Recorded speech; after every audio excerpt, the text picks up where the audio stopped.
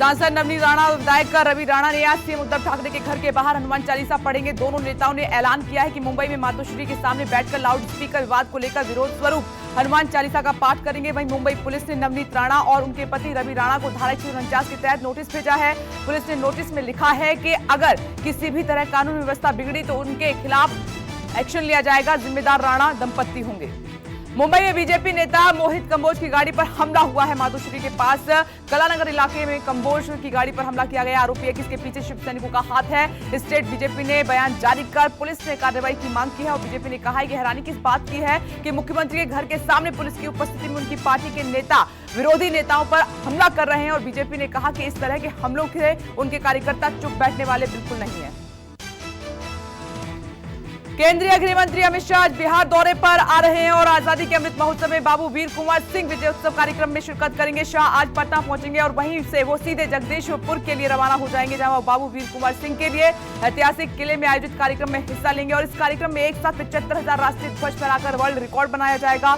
57,500 ध्वज फहराने का वर्ल्ड रिकॉर्ड फिलहाल पाकिस्तान के नाम है। अमित शाह आज रोहतास भी जाएंगे, जहां वो जम्मुहार में स्थित गोपाल नारायण मेडिकल कॉलेज के प्रथम दीक्षांत समारोह में शिरकत करेंगे और इसके साथ बिहार के महामहिम राज्यपाल फागू चौहान भी दीक्षांत समारोह में हिस्सा लेंगे। जेएनएस विश्वविद्यालय के परिसर में 800 से अधिक छात्र छात्राओं को उपाधि प्रदान की जाएगी। मध्य प्रदेश के मुख्यमंत्री शिवराज सिंह चौहान आज प्रधानमंत्री नरेंद्र मोदी से मुलाकात करेंगे। सीएम शिवराज सिंह चौहान प्रधानमंत्री नरेंद्र मोदी के बीच एमपी के विकास समेत अन्य कई मुद्दों पर चर्चा की जाएगी और सीएम शिवराज सिंह चौहान सुबह 11:30 बजे दिल्ली में पीएम मोदी से मुलाकात करेंगे। सीएम शिवराज का ये दौरा पूर्व निर्धारित माना जा रहा है, लेकिन इसकी टाइमिंग पर भी सवाल उठ रहे हैं। अगले साल एमपी विधानसभा चुनाव भी होने वाले हैं।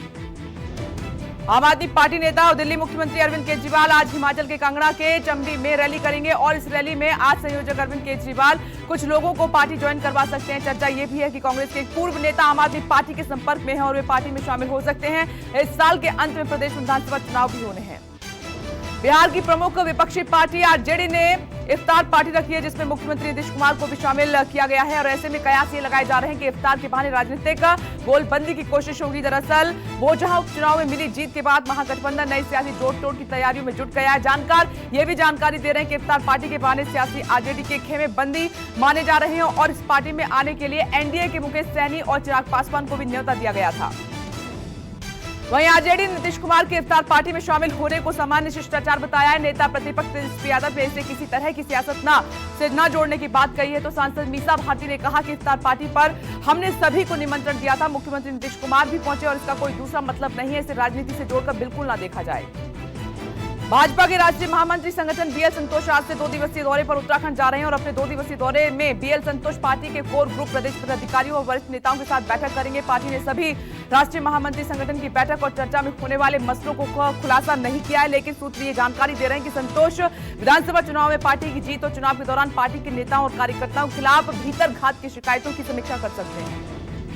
नीति आयोग के उपाध्यक्ष राजीव कुमार ने अपने पद से इस्तीफा दे दिया है। अब उनकी जगह सुमन के बेरी को जिम्मेदारी सौंपी गई है। सुमन के बेरी 1 मई से नीति आयोग के उपाध्यक्ष का कार्यभार संभालेंगे। राजीव कुमार कई सालों से इस पद पर बरकरार थे। हालांकि राजीव कुमार के इस्तीफे की वजह क्या है साफ नहीं हो पाई है। राजीव कुमार नीति आयोग के दूसरे उपाध्यक्ष थे। 2014 में पहली बार सत्ता में आने के बाद मोदी सरकार ने योजना आयोग का नाम बदलकर नीति आयोग किया था।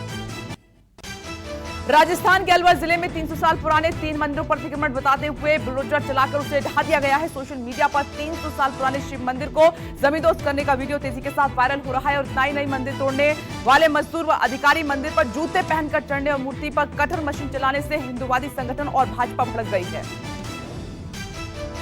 श्रीनगर के नौगाम में आतंकियों ने 2 गैर स्थानीय मजदूरों को निशाना बनाया। आतंकियों ने 2 गैर कश्मीरी मजदूरों पर फायरिंग की, जिसमें वे गंभीर रूप से घायल हो गए। दोनों को अस्पताल में भर्ती करवाया गया है, जहां उनकी हालत काफी नाजुक बताई जा रही है।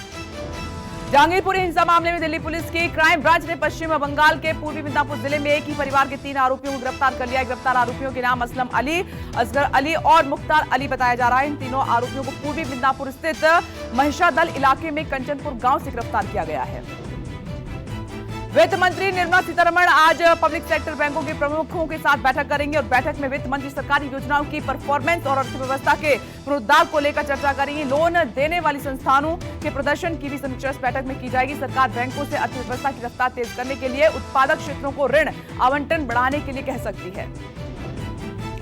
कांग्रेस से नाराज हार्दिक पटेल ने बीजेपी में शामिल होने की खबरों का खंडन कर दिया। हार्दिक पटेल ने एक बार फिर से कांग्रेस के नेतृत्व पर सवाल उठा दिया। हालांकि उन्होंने बीजेपी में शामिल होने की बात से इनकार किया और उन्होंने कहा कि अपने दुश्मन को कम नहीं आंकना चाहिए। हार्दिक पटेल ने कहा कि गुजरात और गुजरातियों के हित के लिए मैं हमेशा आवाज उठाता रहूंगा।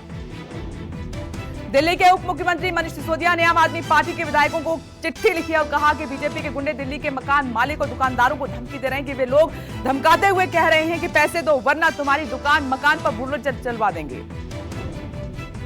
पिछले साल दिल्ली में हुई धर्म संसद मामले में पुलिस की ओर से दाखिल किए गए हलफनामे पर सुप्रीम कोर्ट असंतुष्ट है और कोर्ट ने दिल्ली पुलिस को नया हलफनामा दाखिल करने के लिए 2 सप्ताह का समय दिया है। मामले की सुनवाई अब 9 मई को होगी। हलाल प्रोडक्ट के खिलाफ सुप्रीम कोर्ट में जनहित याचिका दायर हुई है और याचिका में यह कहा गया है कि 80% लोगों को उनकी मर्जी के खिलाफ हलाल प्रोडक्ट खिलाने के लिए बाध्य किया जाता है और इस पर रोक लगनी चाहिए। याचिकाकर्ता विभोर आनंद खुद भी वकील हैं। दिल्ली में कोरोना के मामले बीते करीब 2.5 महीने में सबसे ज्यादा सामने आए। 24 घंटे की अगर बात करें तो 1042 नए मामले सामने आए हैं और 10 फरवरी के बाद से सबसे ज्यादा है ये आंकड़ा। और एक दिन में 757 लोग डिस्चार्ज होकर घर भी लौटे हैं। इस दौरान 2 लोगों की मौत भी हुई है। कोरोना संक्रमण दर 4.64% पहुंच गई है। जम्मू के सुजमा इलाके में सीआईएसएफ की गाड़ी पर हुए हमले का सीसीटीवी फुटेज सामने आ गया है जिसमें आतंकियों की काली करतूत साफ तौर पर देखी जा सकती है। फुटेज में ग्रेनेड ब्लास्ट दिखाई दे रहा है। एक आतंकी के भागने की तस्वीर भी सामने आई है। धमाके के बाद इलाके में धुआं छा जाता है।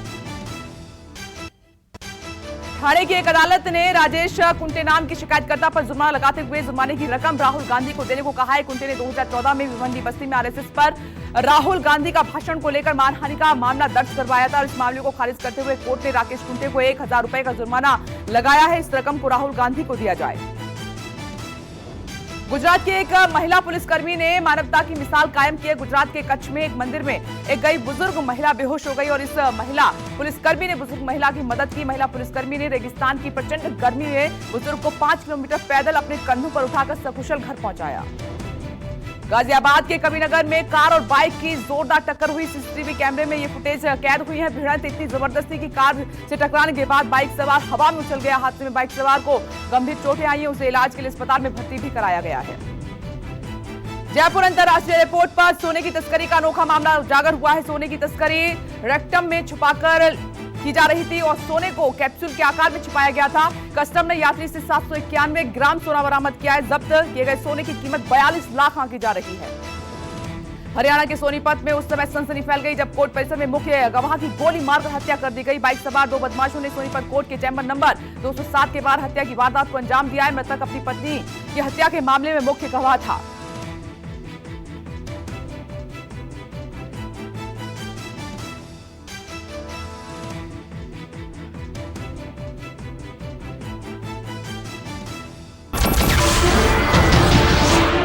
नमस्कार, मैं हूं मानक गुप्ता। अगर आपको हमारा ये वीडियो पसंद आया हो तो इसे लाइक और शेयर जरूर करें और हां, हमें सब्सक्राइब और फॉलो करना ना भूलें ताकि आप देश और दुनिया की कोई खबर मिस ना करें। तो जुड़े रहिए हमारे साथ और देखते रहिए न्यूज़ 24।